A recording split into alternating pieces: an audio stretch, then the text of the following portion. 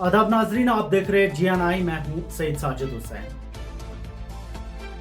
Trump ने गजा के लिए एक पीस प्लान सामने रखा है। पूरी दुनिया से डोनाल्ड ट्रंप को एप्रिसिएशन मिल रहा है। इससे पहले वीडियो में मैं कवर कर चुका हूं वो चीजें, लेकिन सबसे पहले हम जरा इस 20 नुक्ते वाले पीस प्लान को समझते हैं कि आखिर कौन कौन सी शर्तें रखी गई है और क्या क्या वादे फलस्तीनी लोगों के लिए ट्रंप की तरफ से किए गए हैं। उसके बाद हम बात करेंगे कि आखिर ऐसा क्यों हुआ और क्यों इस तरीके का पीस प्लान बनाने पे यूएस और इस्राइल दोनों राजी हो गए। व्हाइट हाउस ने गाजा जंग खत्म करने के लिए 20 पॉइंट्स मंसूबा पेश किया है। इस्राइल ने मंसूबा पर रजामंदी दे दी है, जबकि हमास का जवाब अभी तक इंतजार में है। ये ऐलान यूएस प्रेसिडेंट डोनाल्ड ट्रंप ने इस्राएली वजीर आजम बेंजामिन नेतन्याहू के साथ एक प्रेस कॉन्फ्रेंस में किया। ट्रंप ने कहा कि अगर हमास और गाजा के स्टेक होल्डर्स ये मंसूबा कबूल नहीं करते तो इस्राइल अपना काम खुद मुकम्मल करेगा। साथ ही ट्रंप ने यह भी कहा कि वो 1993 के अब्राहम एकॉर्ड्स को वसी करना चाहते हैं और शायद ईरान भी उनमें शामिल हो जाए। मंसूबे में एक बोर्ड ऑफ पीस बनाने की तजवीज दी गई है, जिसका सरबरा ट्रंप खुद होगा। इसमें रीजनल मुल्कों मिस्र, जॉर्डन, सऊदी अरबिया, कतर और दुबई की कोऑपरेशन शामिल होगी। अब जरा ट्रंप के इस गाजा पीस प्लान के 20 पॉइंट्स को समझते हैं।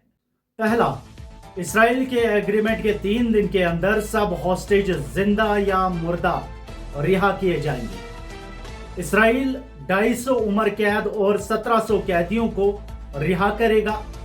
लाशों का तबादला भी होगा। तीसरा, गजा को मुसल्ला ग्रुप से पाक करना होगा ताकि हमसाया मुल्कों के लिए खतरा ना बने। चौथा, रिकॉन्स्ट्रक्शन सिविलियन बेहतरी को तरजीह देगी। पांचवा, दोनों तरफ साइन करते ही लड़ाई बंद, इस्राएली फोर्सेस वापस और होस्टेज प्रोसेस शुरू। छठा, हमास के वो मेंबर्स जो हथियार डाल दें और नॉन वायलेंस का वादा करें उन्हें माफी मिलेगी। जो बाहर जाना चाहें उनको सेफ एग्जिट मिलेगा। सातवां, एड कॉन्वॉयज बढ़ेंगे, जैसे इलेक्ट्रिसिटी, फ्यूल, हॉस्पिटल्स, खुराक, रबल रिमूवल और सड़कों का निजाम। आठवां, सप्लाईज न्यूट्रल इदारों जैसे यूनाइटेड नेशंस, रेड क्रिसेंट के जरिए आएंगी। रफा नए टर्म्स पे खुलेगा। नौवां, गवर्नेंस टेम्परेरी फलस्तीनियन प्रोफेशनल एडमिनिस्ट्रेशन के जिम्मे होगी।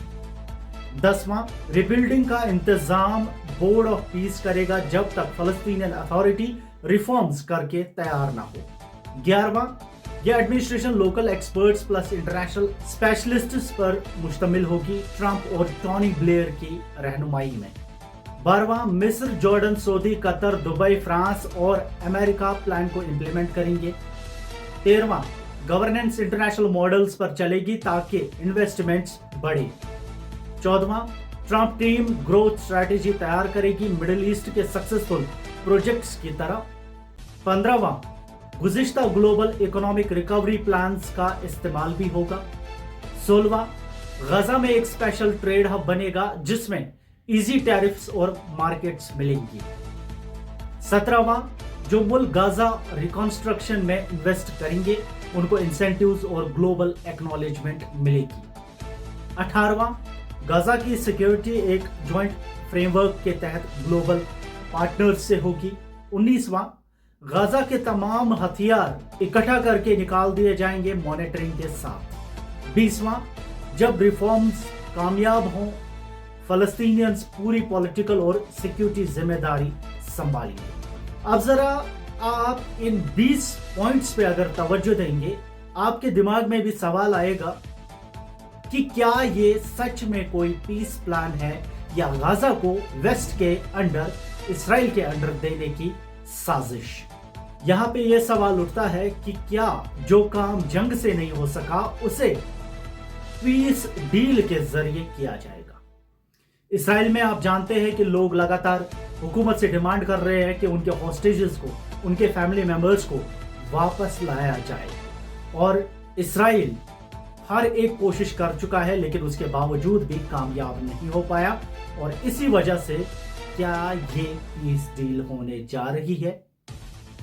अब एक और बात सामने आती है यहाँ पे, जो शायद आपको कोई ना बोले। इंटरनेशनल मीडिया, कई सारे आउटलेट्स हैं जिनका दावा है कि फलस्तीन दरअसल ब्रिक्स में ज्वाइन करने वाला था, और इसको बैक चाइना और रशिया दोनों कर रहे थे, और ये उसको तब तक करते रहते जब तक ब्रिक्स का परमानेंट मेंबर नहीं बन जाता। आप जानते हैं कि ब्रिक्स एक बड़ी ऑर्गेनाइजेशन है।